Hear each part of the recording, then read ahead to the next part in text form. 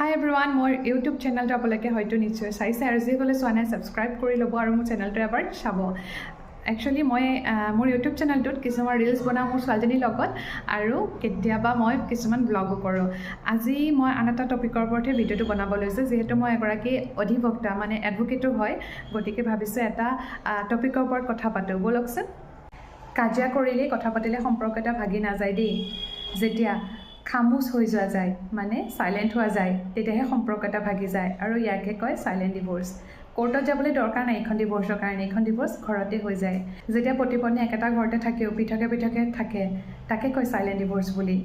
হয়তো এজনে ঘৰখনৰ কাৰণে ইনকাম কৰিবলৈ ওলাই গৈছে আৰু আনজনে ঘৰখন চলাই নিয়াত ব্যস্ত হৈ পৰিছে। হয়তো দুজনেই ইনকাম কৰিবলৈ বাহিৰলৈ ওলাই গৈছে ঘৰখন সুচাৰুৰূপে চলাই নিবলৈ।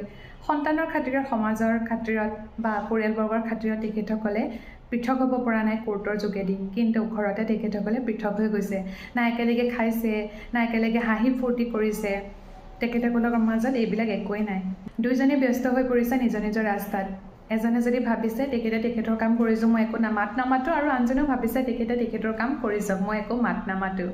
কিন্তু এনেকুৱা নকৰিব আপোনালোকে। যদি আপোনালোকৰ মাজত কিবা সমস্যা হৈছে তেন্তে আপোনালোকে পতি পত্নী দুইজনে একেলগে বহি কথা পাতক, লাগিলে কাজিয়াই কৰক, কথাবিলাক সমাধান কৰক।